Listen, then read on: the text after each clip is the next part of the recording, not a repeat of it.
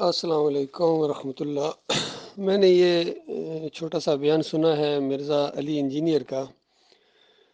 مجھے حیرانگی ہوتی ہے کہ دیکھیے کس قدر اس کا فہم ناقص ہے، اور علمی خیانت دانستہ کرتے ہیں۔ یہ بہت بڑی بات ہوتی ہے، کوئی عالم دین علمی خیانت کرے اور دانستہ کرے، جھوٹ بولے۔ اس سے پہلے بھی کتنے کلپس کے اندر میں اس کے عقیدے کی خرابی واضح کر چکا ہوں کہ یہ اسی قبر کے اندر عذاب و ثواب کے قائل ہیں۔ قبر پرستی کی جو جڑ ہے، آج جو قبریں پوجی جا رہی ہیں، مزار پوجے جا رہے ہیں، وہ اسی عقیدے کی وجہ سے کہ بابا جی سنتے ہیں، دیکھتے ہیں، پہچانتے ہیں، اسی قبر کے اندر مردہ زندہ ہو جاتا ہے۔ یہ عقیدہ مختلف شکلوں میں مختلف مسالک کے پاس ہے، اور یہ عقیدہ شرک کی جڑ ہے۔ یہ قرآن کا انکار ہے، صحیح حدیث کا انکار ہے۔ یہی کچھ علی انجینئر صاحب کر رہے ہیں۔ یا تو منکر روایت کے اوپر انہوں نے ایمان بنایا ہے، وہ جو احمد بن حنبل کی روایت ہے کہ انبیاء کے جسموں کو مٹی نہیں کھاتی، اس کو انہوں نے دلیل بنایا ہے۔ اور یا دوسری ایک روایت جو عمر بن عاص رضی اللہ تعالیٰ عنہ سے ہے، اس واقعے سے انہوں نے غلط مطلب نکالا ہے۔ چونکہ فہم نہ ہو، اور خاص کر ایمان عقیدہ بھی نہ ہو، اور صحابہ کے ساتھ بغض بھی ہو، اور خاص کر ان شخصیات کے ساتھ جو چند شخصیات ہیں،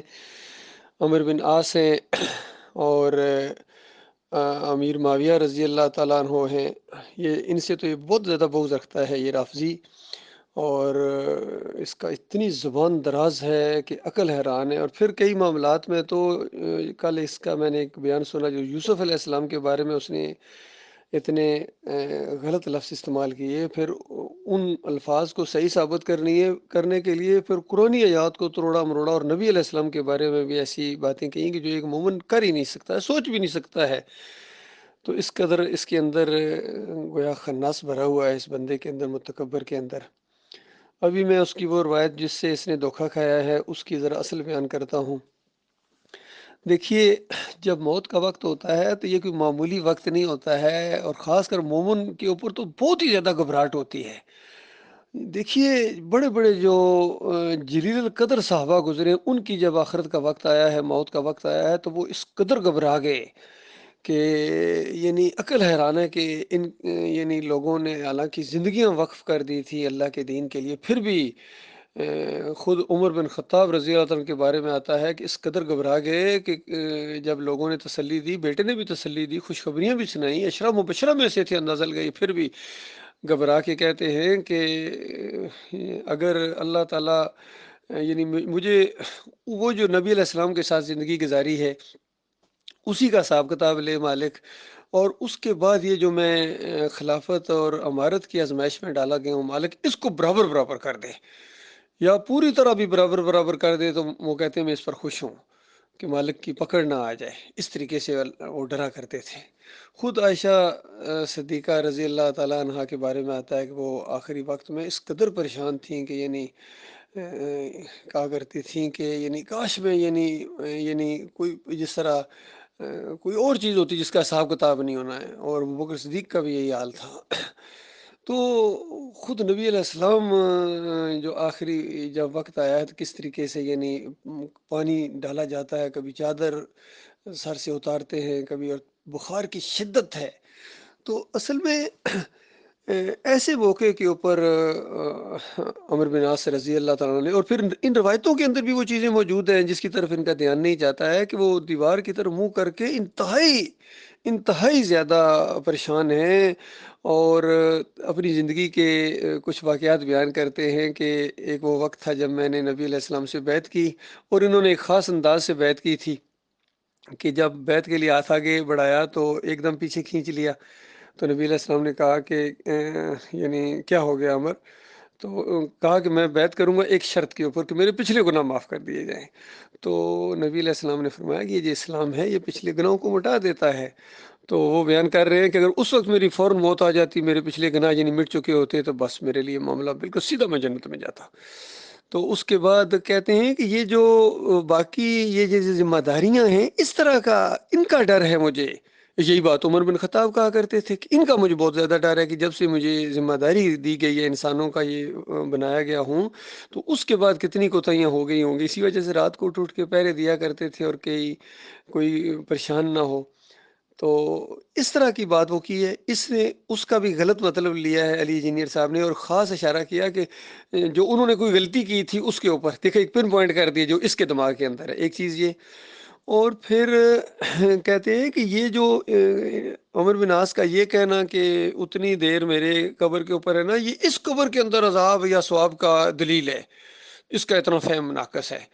اور حالانکہ ایسے موقع کے اوپر کی جانے والی جو گھبراہٹ کے اندر معاملات ہوتے ہیں، وہ پوری زندگی کے عام روٹین کے اندر معاملات نہیں ہوتے ہیں۔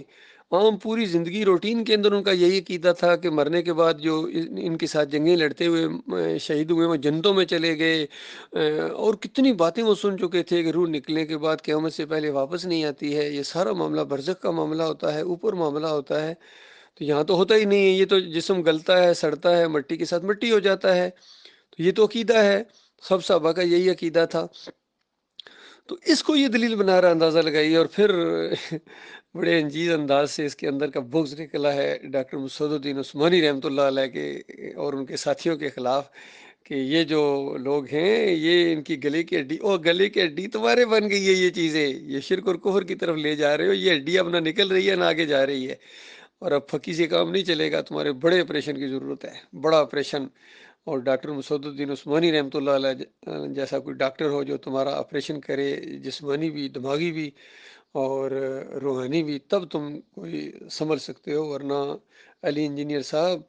یہ جب مریں گے نا، پھر آپ کو پتہ چلے گا کہ کتنا گمراہ کیا ہے آپ نے لوگوں کو۔ اچھی باتیں بھی بتائی ہیں، بیچ میں زہر ملا کے لائے ہیں دوا، اور پھر جن کا شرک ثابت کرتے ہیں، پھر ان کو اپنا امام مانتے ہیں، کہتے ہیں ان کے پیچھے میں نمازیں پڑھتا ہوں، چندے دیتا ہوں ان کی مسجدوں کے اندر، فخر سے کہتے ہیں، جو طاغوت کی بندگی ہے اس کو فخر سے بیان کرتے ہیں کہ میں یہ کرتا ہوں۔ اور یہ چند دن پچھلے دنوں میں وہ مولوی کچھ ان کے پاس آئے بات چیت کرنے کے لیے، تو یہ ان کو فیس نہیں کر سکتا ہے، حالانکہ یہ سارے مولوی ہمارے پاس آئے تو ہم ان کی آنکھوں میں آنکھیں ڈال کے ان کا کفر شرک ثابت کریں، بلکہ ایک بہترین موقع ہو کہ ہمارے پاس آئے، ہمیں تو نہیں موقع ملتا ان کے پاس جانے کا، یا ایسا کوئی مول نہیں بنتا، یہ خود آئے تو ہم ان کی بالکل تیا پاچا کر دیں ان کی اکابرین کا بھی، چاہے یہ مفتی منیب ہوں اور تقی عثمانی ہوں یا طارق جمیل ہوں۔ طارق جمیل کو کبھی اس نے نہیں کہا کہ تم شرک کرتے ہو، تم شرک کراتے ہو، ان کے ساتھ بڑے اچھے تعلقات ہیں۔ مفتی مسعود، طارق مسعود کے ساتھ بھی ان کے بڑے اچھے تعلقات ہیں جو کفر و شرک پھیلا رہے ہیں۔ ڈاکٹر اسرار کی بھی تعریفیں کرتے ہیں جو پوری زندگی عبادت الوجود کے عقیدے کے قائل رہے ہیں، صوفیوں کا دفاع کرتے رہے ہیں، اس کا یہ دفاع کرتے ہیں۔ اور مولوی اسحاق جو اس قدر صحابہ کا دشمن گزرا ہے، رافضی، وہ اس کا آئیڈیل ہے۔ تو بتاؤ اللہ کے بندو، کون سا عیب ہے جو اس کے اندر نہیں ہے؟ تو باقی کہتے ہیں نوجوان نسل اس کو بڑا سنتی ہے، نوجوان نسل اصل میں کفر و شرک کے اندر مبتلا ہے، اس وجہ سے اس کو سنتی ہے، وہ ڈسکو اسلام چاہتے ہیں، اور ظاہری بات ہے جو انہی جیسا ہوگا وہ انہی کو سنے گا، اور جس کے اندر ذرا بھی ایمان ہو، ایمان کی رمق ہو، اور اللہ کی عزت اور وقار ہو،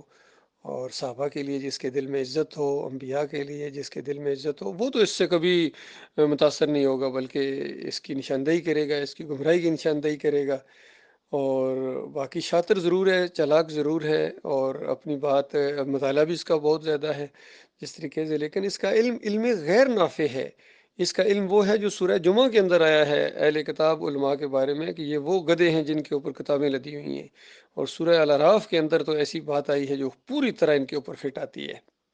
جو مثال قرآن میں دی گئی ہے ان مولویوں اور پیروں کے بارے میں جنہوں نے انسانیت کو گمراہ کیا ہے، مشرک بنایا ہے، قبر پرست بنایا ہے، ایسوں کے اوپر تو لعنت بھیجی ہے نبی علیہ السلام نے، لعن اللہ الیہود والنصارى اتخذوا قبور الانبیاء والصالحین مساجدا، اللہ کی لعنت ان یہودیوں عیسائیوں کے اوپر کہ انہوں نے انبیاء اور صالحین کی قبروں کو سجدے کیے ہیں۔ تو سجدے کیوں کیے جاتے ہیں؟ اسی وجہ سے کہ سنتے ہیں، دیکھتے ہیں، پہچانتے ہیں، اوپر پہنچاتے ہیں۔ اور پھر انجینئر صاحب سے پوچھا گیا کہ آپ ووٹ کس کو دیں گے، تو اس کے بعد انہوں نے کہا یہ پی ٹی آئی کو ووٹ دیں گے، جو جمہوریت کے شرک کے اندر بھی مبتلا ہے، اس کو اتنی بھی بات نہیں پتہ ہے، جو کفر شرک پھیلا رہے ہیں، یہ شیطانی پارٹیاں ہیں، یہ ان کو تقویت پہنچائیں گے، یہ ہیں علی انجینئر جی، یہ ان کا ایمان ہے، یہ ان کا عقیدہ ہے۔ اور اللہ تعالیٰ یعنی ان کو ہدایت دے، ہدایت کی دعائیں کی جا سکتی ہے، ورنہ بہت زیادہ شاطر آدمی ہیں، اور میرا ویسے ارادہ ہے کبھی اگر میں جاؤں گا تو میں وہ اتوار والے دن اس کو ذرا جا کے احساس دلاؤں کہ دیکھو تم ایک تو شرک پھیلا رہے ہو، تمہاری عقیدے کے اندر بھی خرابی ہے، تم صحابہ کے کس طرح زبان دراز ہو، تمہیں ذرا شرم نہیں آتی ایسے لوگوں کے خلاف آواز تم نکالتے ہو جنہوں نے تلواروں کے سائے کے نیچے زندگیاں بسر کی ہیں۔ امیر معاویہ رضی اللہ تعالیٰ عنہ 20 سال ان کا دور حکومت ہے، دو مسلمانوں کے درمیان کبھی جھگڑا نہیں ہوا ہے، اور سارے صحابہ ہیں، قابل قدر ہیں، اور تابعین ہیں، تابع تابعین ہیں، جتنے بھی ہیں سارے ہمارے دلوں کے اندر بہت ہی زیادہ عزت اور احترام ہے اس دور کے لیے۔ باقی جن کے اپنے دماغ خراب ہوں، اپنے